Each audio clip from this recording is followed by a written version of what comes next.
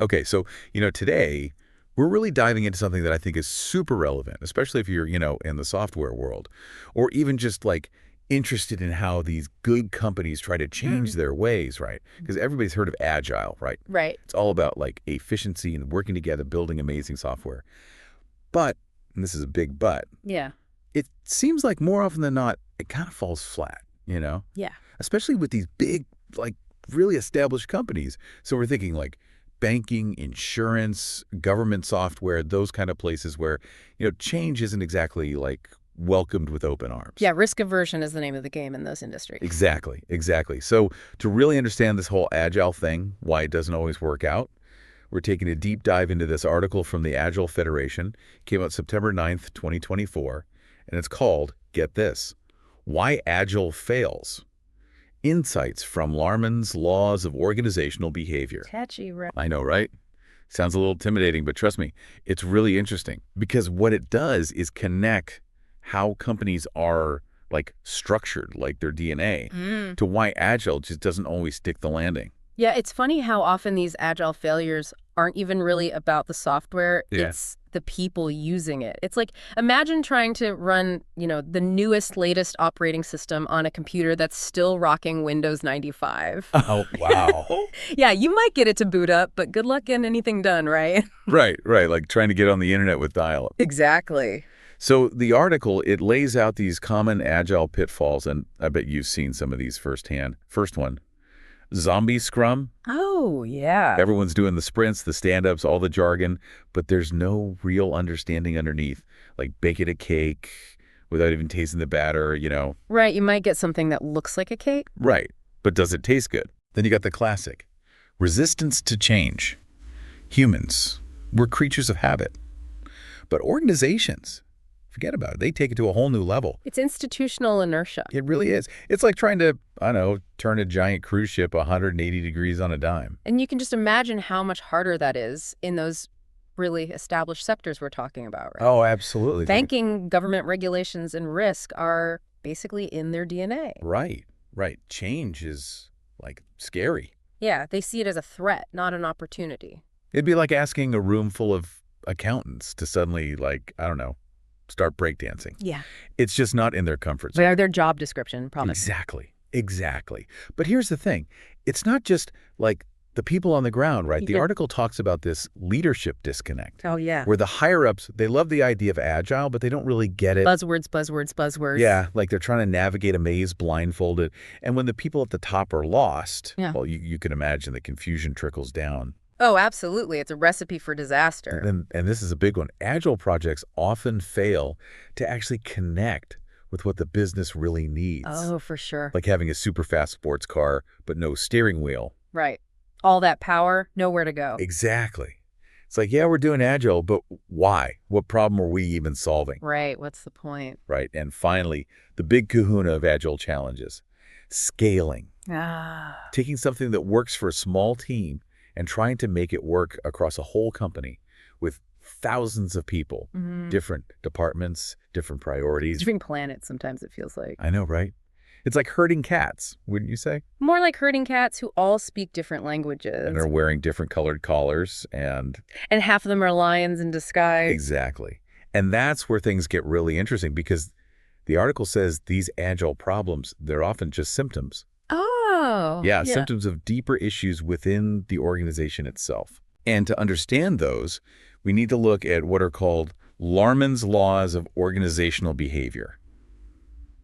Now, I know that sounds a little intense. A little ominous, right? Yeah, like something out of a sci-fi movie, Larman's Laws. Right, like robots taking over or something. Exactly. But don't worry, it's not about robots. Oh, killer robots. Not yet, anyway. It's about understanding how these big companies actually work, what makes them tick. Okay, so Larman's Laws, not about the robots, but about the inner workings of these massive companies. Tell me more. All right, so yeah, Larman's laws, they're not like physical laws or anything. Think of them more like a kind of universal truths, like, about how these organizations, especially the big ones, how they actually behave. Okay, so not laws of physics, but laws of, like, organizational psychology, kind of. Yeah, exactly. Yeah. And the first one, it's called status quo stickiness. Status quo stickiness, okay? And it's kind of like what it sounds like. These organizations, they've spent years, decades even, building themselves around a certain way of doing things. Structures, processes, the whole 9 yards. It's comfy, Yeah.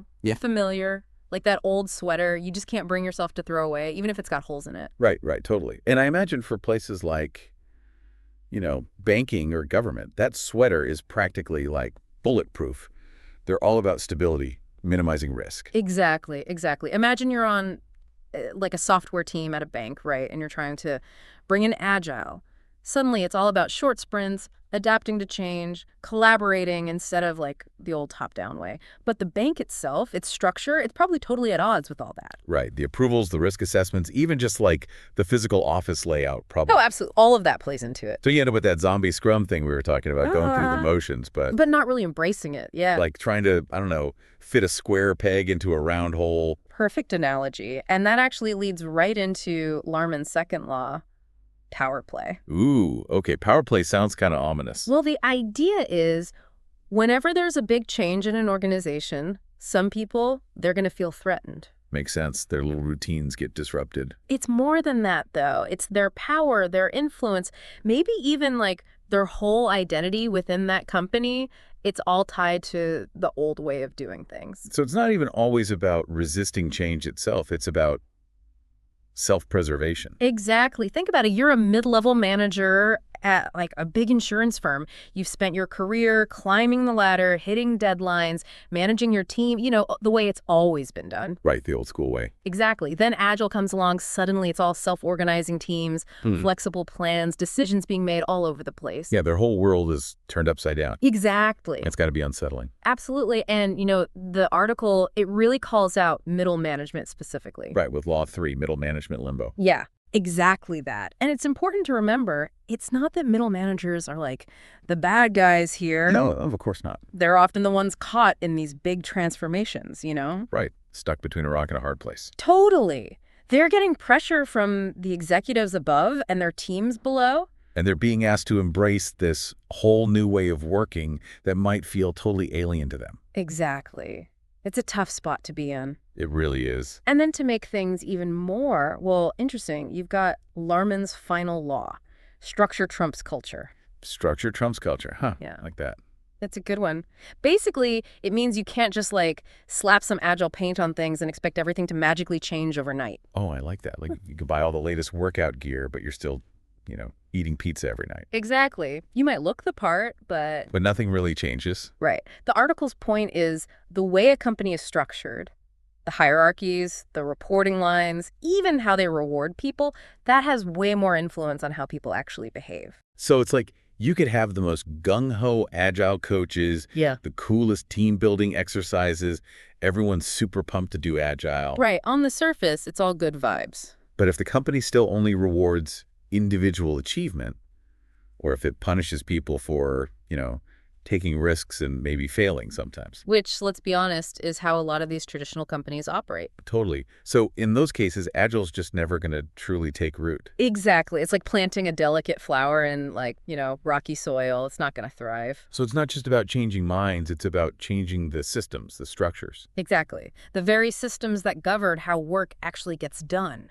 That's a really important point, I think, for anyone trying to lead an Agile transformation. Absolutely. And that's where I see so many of these well-intentioned efforts, they just kind of fall apart. They get so caught up in the what of the sprints, the stand-ups, the tools, they forget about the how. Exactly. They forget about the organizational structure, the power dynamics, all the stuff that really shapes how work happens on a day-to-day basis. It's really amazing when you think about it. Larman's laws, they're like a lens to examine all those Agile pitfalls we talked about. Totally. It's like they connect the dots, They really do. Like that whole leadership disconnect thing, Larman's power play law suggests that some leaders, they might resist Agile not because they don't understand it, but because it kind of threatens their power. Right. It disrupts the hierarchy. Exactly. They're used to being the ones in control, making all the decisions. The old command and control style. Right. And Agile comes along with its self-organizing teams, and that's got to be a tough pill to swallow for some leaders. It challenges their authority, for sure. Exactly.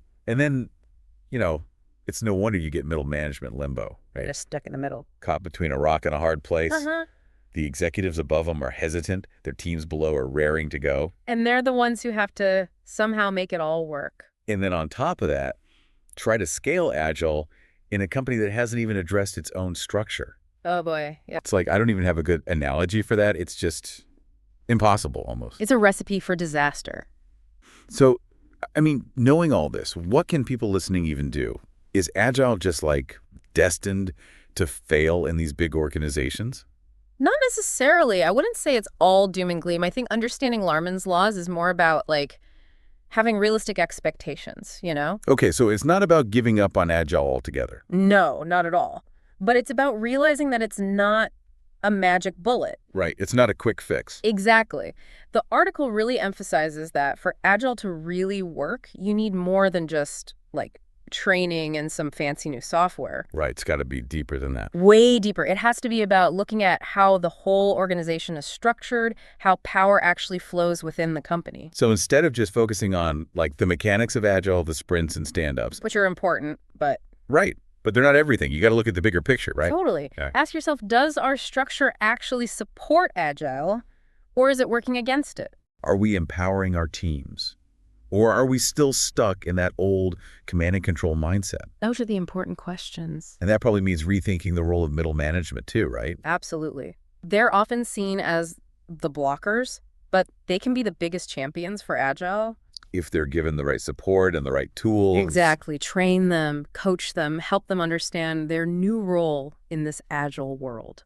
It's about shifting from, like, a culture of do as you're told to a culture of let's figure this out together. Exactly. Collaboration, trust, experimentation. It's a huge cultural shift, but it's possible. With the right approach, absolutely. Wow, this has been, like, really eye-opening. It's clear that Agile transformations, they're not easy. No, definitely not. It's not enough to just, like, slap on a new label, you know.